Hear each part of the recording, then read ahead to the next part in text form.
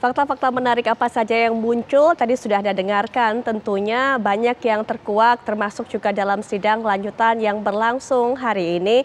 Ada 7 saksi kemudian yang memberikan keterangannya termasuk mereka yang terlibat dalam obstruction of justice.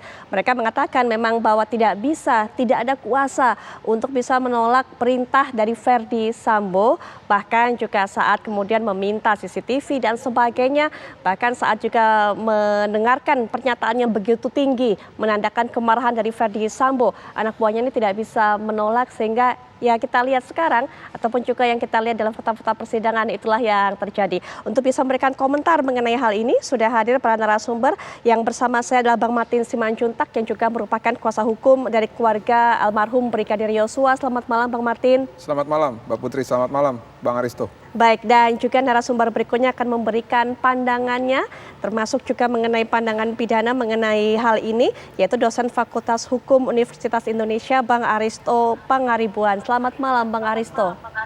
Selamat malam, Mbak Putri. Selamat malam, Bang Martin. Baik, setidaknya Bang Martin, dari hasil tadi kita mendengarkan apa yang diungkapkan oleh para saksi-saksi itu, begitu besar kekuasaan, pengaruh dari Verdi Sambo sehingga dari berbagai level jabatan mereka tidak bisa mengelak perintah-perintah itu. Saya pikir gini ya Mbak Putri, ada konsekuensi dari setiap tindakan.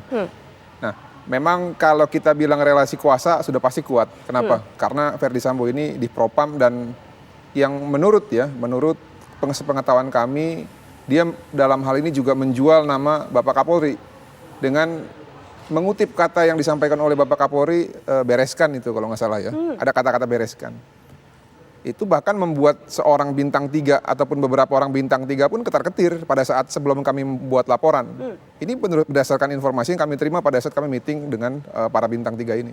Lalu dikatakan tadi mereka tidak bisa menolak. Nggak juga. Kenapa saya bilang nggak bisa menolak?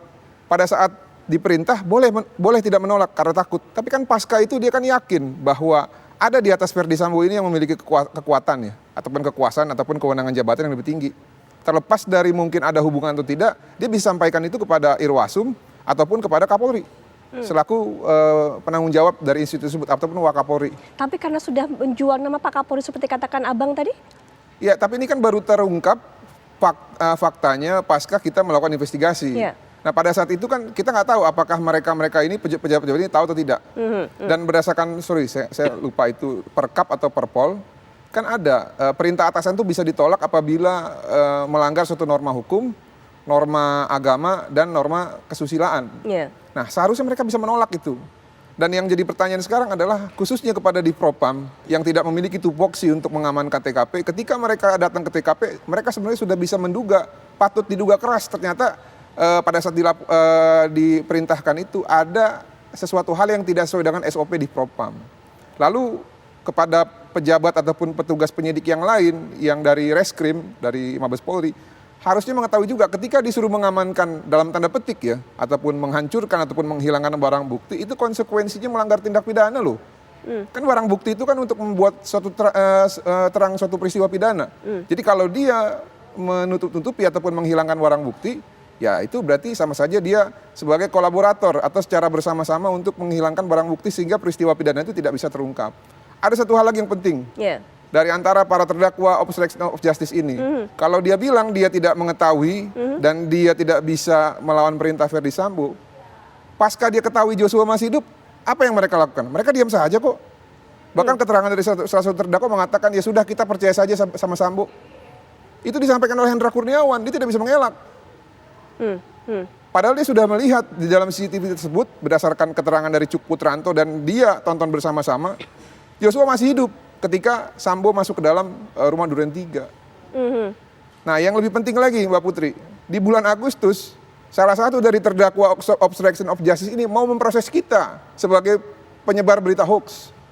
Bahkan sudah memanggil seorang ahli yang terkenal, seorang profesor di salah satu fakultas hukum di Jakarta ini untuk memberikan keterangan ahli. Kami dapat informasi dari yang bersangkutan, pasca dimintakan untuk memberikan pendapat ahli terkait peristiwa yang mereka maksud sebagai menyebar berita hoax yang diduga keras katanya kami ini pelakunya. Sang ahli ini menolak. Karena kenapa? Mereka masih bagian dari keluarga besar kami. Dari situlah kami meyakini bahwa orang-orang ini bukan sebagai korban, mereka adalah pelaku dan mereka wajib dihukum. Sehingga mereka tidak bisa untuk melimpahkan kesalahannya hanya kepada Verdi Sambo. Kalau dia cuman karena tertekan, buat apa mereka sampai mau memproses kita? Oke, baik. Berarti kan mereka terusik dengan apa yang kami sampaikan mengenai kebenaran ini, Baik. mengenai fakta-fakta ini. Baik. Karena mereka adalah bagian ataupun dalam tanda petik beberapa orang dari para pelaku obstruction of justice ini adalah bagian dari Verdi Sambo itu sendiri. Baik, Bang Aristo bagaimana melihatnya? Mereka terusik sehingga kemudian mereka tidak bisa begitu saja untuk bisa melimpahkan semua kesalahan ini dengan nama menjalankan perintah atasan, Bang Aristo. Ya, gini Mbak Putri. Jadi memang ini persoalan birokrasi ya, kultur birokrasi di kepolisian ya. Saya pernah sampaikan juga, saya pernah tulis juga ya esai mengenai ini. Di kepolisian ini itu birokrasinya namanya birokrasi patronasi. Birokrasi patronasi ini tidak ada birokrasi lain, sistem lain selain konsep abang ade asuh. Nah, loyalitasnya di dalam konsep birokrasi ini, loyalitas kepada institusi, kepada kepolisian dan loyalitas kepada bosnya, kepada patronnya, FS ini menjadi. Nah, di dalam sistem ini makanya kedua-duanya saling menguntungkan. Jadi kalau dibilang korban ya tidak sepenuhnya benar juga bahwa itu korban. Tapi apakah mereka terjebak dalam jaringan patronasi? Iya, dan susah lepas untuk dalam jaringan patronasi itu. Nah, sekarang kan makanya sesuai judul TV One sekarang nih skenario Sambonya ambiar. Jadi ketika patronnya, ketika bosnya nih udah tenggelam, jadi House of Cards-nya itu, rumah kartunya itu perlahan-lahan jatuh semua nih. Artinya sekarang sedang menyelamatkan dirinya sendiri. Kita lihat pada persidangan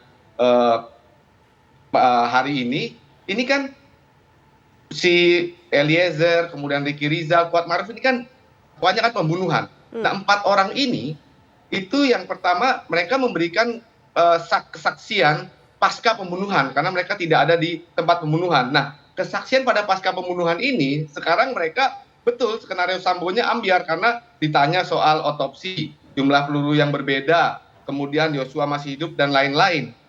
Nah, inilah ini sekarang sedang menyelamatkan dirinya masing-masing. Andaikan, nah kemudian ini ada satu catatan, andaikan skenario ini tidak terungkap, kita tidak bisa bayangkan ya kultur birokrasi seperti apa yang memungkinkan peristiwa seperti ini terjadi tanpa kontrol internal. Tadi Bang Martin sudah bilang, oh ketika lihat sudah pasca kejadian, ketika lihat oh ternyata ini ada yang nggak benar. Tapi tidak ada yang mampu untuk melaporkan kepada atasannya sendiri. Nah itu persoalan yang besar dari kalau kita melihat kultur birokrasi kepolisian. Baik, kita akan nanti lanjutkan lagi perbincangan termasuk juga kita akan dengarkan apa yang sudah disampaikan oleh para saksi dalam persidangan kali ini. Nanti bisa diberikan komentar Bang Aristo kemudian juga Bang Martin, tapi setelah jeda berikut ini kami akan segera kembali.